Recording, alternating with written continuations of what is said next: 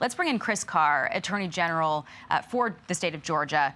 I want to ask you, sir, were you satisfied by some of the questions that you heard answered there? You know, one of them that stood out to me was the suspect was out on bond at the time of this shooting, and that was unknown to his chain of command.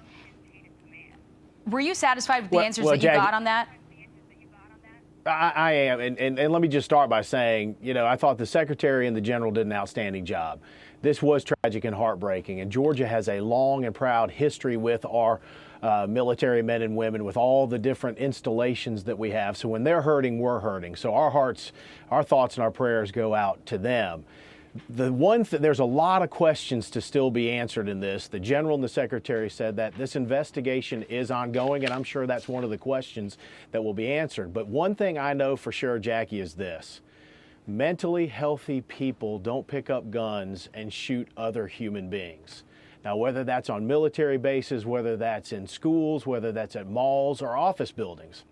So one of the things I think that we've got to focus on, without getting into any specifics as this investigation's ongoing, we've got to figure out a way as a society to continue to focus on making sure we can prevent these types of actions from occurring. And that's going to be connecting the dots when we see that there are concerns, where there are red flags. We've got to do a better job to do that. But when criminal acts occur, as the president said, and I want to commend the Trump administration for the speed. I want to commend the Secretary and the General for the response, and the heroes that were there that we talked about. But when somebody commits a crime, you've got to prosecute them and punish them, because we got to send a message that this is not acceptable. Mm-hmm.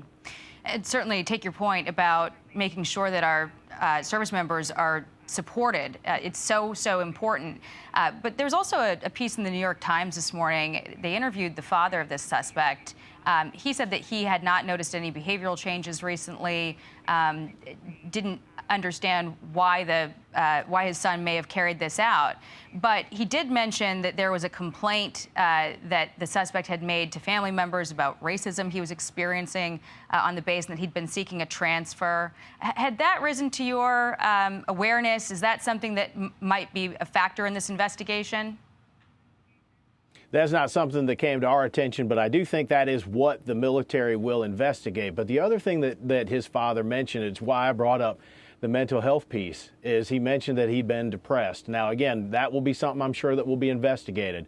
But at the end of the day, we are involved in law enforcement issues all the time. And one of the things that we see is our jails and our prison system are full of people that are struggling with addiction or mental health. This is an issue that Georgia's focusing on. It's not just a military issue. It's an issue that we've all got to be able to focus on. And one of the things we got to do, again, is to prevent. You know, all too often we see people get arrested that do have issues of mental health and addiction. And what we know is our jails and prisons, they're not hospitals and they're not mental health facilities. We as a society have to do a better job of identifying those issues. The Secretary talked about this. Mm-hmm. If that's an issue that he was dealing with, they're going to address it, I am sure.